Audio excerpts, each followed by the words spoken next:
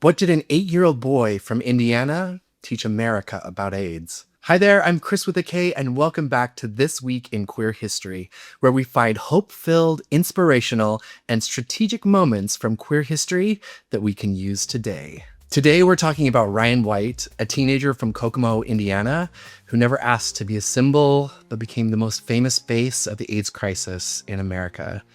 His story changed federal policy, it challenged deadly myths, and forced a terrified nation to look a 13-year-old boy in the eye and reckon with what fear can do to a community. And his story is very personal to me, so let's get into it. This week in queer history, stories told with love and glee. Ryan Wayne White was born on December 6th, 1971 in Kokomo, Indiana, and he was born with severe hemophilia A. It's a genetic condition that prevents blood from clotting properly. His body couldn't produce enough factor VIII, which is a protein that causes coagulation. Ryan grew up at just the right time when doctors said that it was the golden era of hemophilia treatment. Factor VIII concentrate, which is derived from pooled blood plasma, it meant that kids like Ryan could manage their conditions at home, and his mother, Jean, considered it a miracle drug. But the thing is that each dose of factor VIII was made by pooling plasma from thousands of donors. And in the early 1980s, before blood screening existed, the plasma included donations from people infected with a virus the world was only just beginning to understand. Between 1982 and 1984, 6,000 to 10,000 hemophiliacs in the United States contracted HIV from contaminated blood products. Factor VIII, the lifeline, had become a death sentence. All throughout 1984, 13-year-old Ryan suffered from night sweats, diarrhea, and really bad fatigue. And at the end of the year, on his birthday, December 6, 1984, he told his mom, "I can't even get off the bus without being tired." And days later, his fever spiked to 104, and he was rushed to the hospital in Indianapolis. The diagnosis? Pneumocystis carinii pneumonia, something only people with HIV were getting. At 13 years old, Ryan had AIDS. They gave him 6 months to live. And this was a crucial period because just months later, in July 1985, Rock Hudson, Hollywood's towering symbol of American masculinity, came out with his own AIDS diagnosis. And this shattered the myth that this disease only affected those people.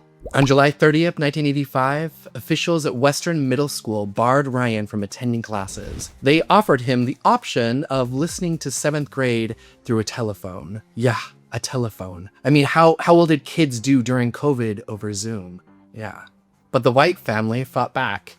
They filed a lawsuit, but what followed was brutal. Someone broke their windows, someone else shot a bullet through their living room, tires were slashed. Cashiers refused to touch Jean's hand, but in 1986, when Ryan won the right to return to school in person, almost half of the students stayed home his first day back, and over 20 families pulled their kids out entirely. And this is important to note because Kokomo wasn't unique in all this hate. It was typical. All across America, children with AIDS were being excluded from schools. Kokomo was just in the focus of all the cameras. But by 1987, the harassment became unbearable, and the family moved 30 miles south to Cicero, Indiana. Ryan enrolled in Hamilton Heights High School, where Principal Tony Cook welcomed him with a handshake and encouraged students to have honest, informed conversations about HIV and AIDS. For the first time since his diagnosis, Ryan was able to feel almost like the world wasn't judging him constantly. "All I ever wanted was to go to school and fit in," he told People magazine. He appeared on their cover twice. He attended the Academy Awards, a TV movie aired in 1989, Elton John became a close friend, Michael Jackson gave him a red Mustang. In 1988, Ryan testified before the President's Commission on the HIV Epidemic.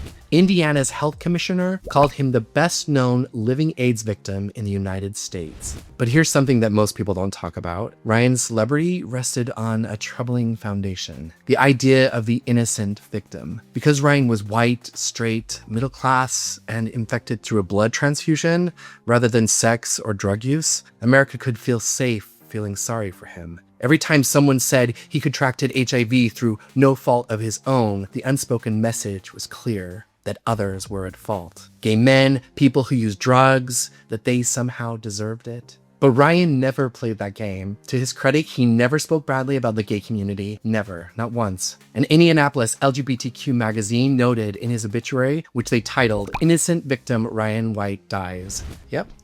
There it is. Even in the gay community. There it is.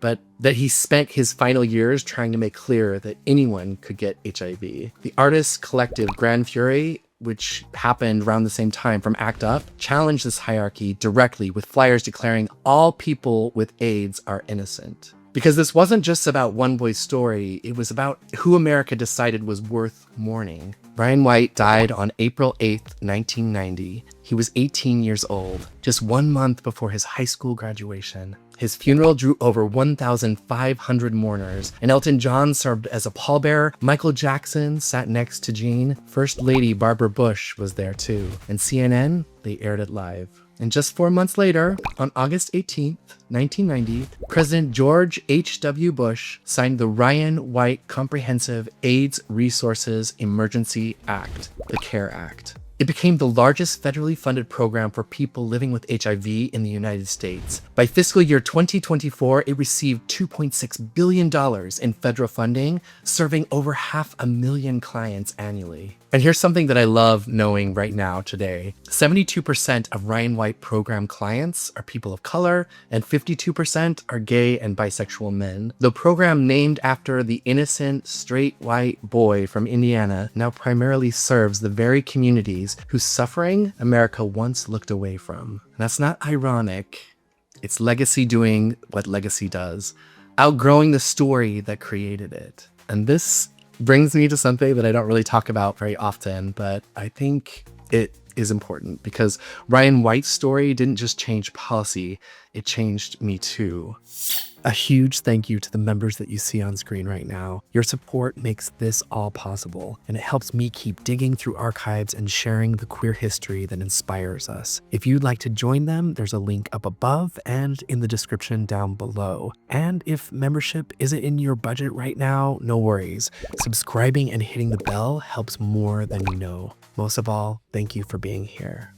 I was 9 years old. It was 1986. And it was right before summer, just before we all would be enjoying summer break, playing with our friends, being in the sun. We were all so excited for all of the adventures ahead. But something had happened on the bus ride home after school. And at that time, gay slurs just came off of kids' tongues so easily. And someone had said something to me. And as we pulled up to our stop and all of my friends started to get off of the bus, I stayed behind a little bit and crept off slowly, feeling just a heavy, heavy weight. Earlier that year, Ryan White had become national news and I had become aware of him. I knew he was a kid, he was HIV positive, and he was being kept out of school. And I remember at 9, just putting it all together, you know how kids do when they don't have all the information. Gay equals AIDS equals death. I knew at that point, at 9 years old, that I had something inside me that was different. I sensed it. I knew it. I knew that I was gay. And as I walked behind my friends down that dirt road in small town Utah, as I was walking home, I slowed down even more. And I just remember thinking, I have AIDS. I'm going to die. And at 9 years old, I didn't know how AIDS worked or how HIV was transmitted. And I hadn't even had sex yet. I was a kid, but I knew I was different and I knew I was gay.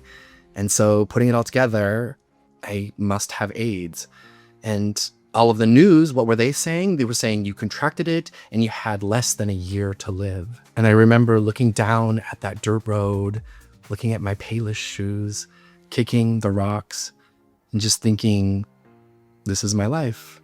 I'm going to die. And I didn't talk to anyone about it because it was so much going on. It was so much feeling and emotion and turmoil.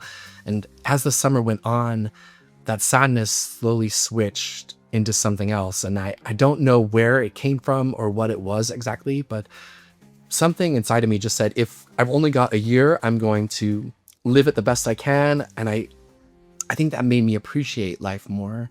It made me look at life a little bit more absurdity too, because why should I be the only one around me dying like this?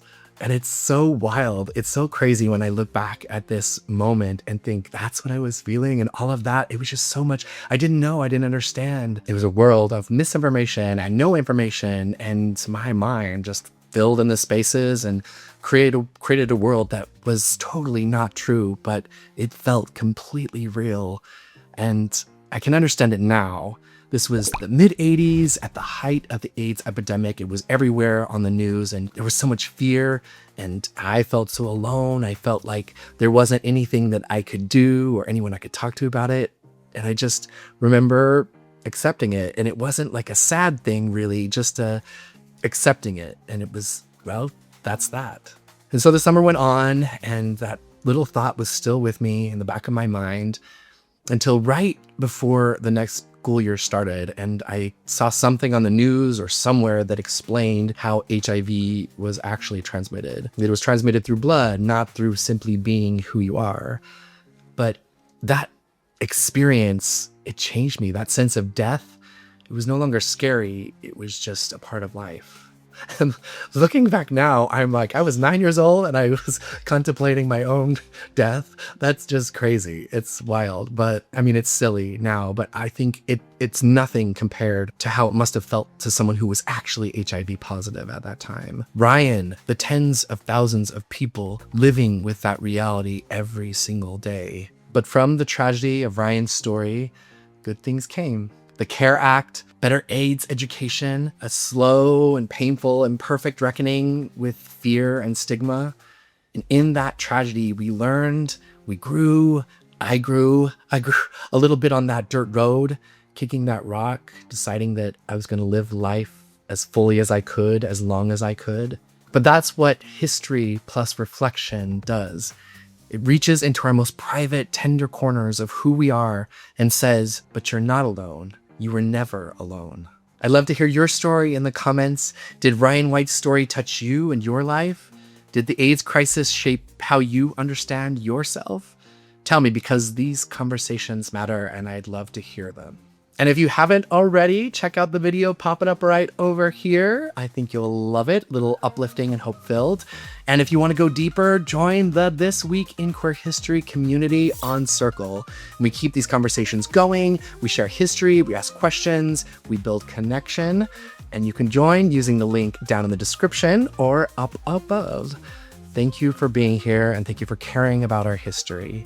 Until next time, stay strong, stay bold, and keep making history.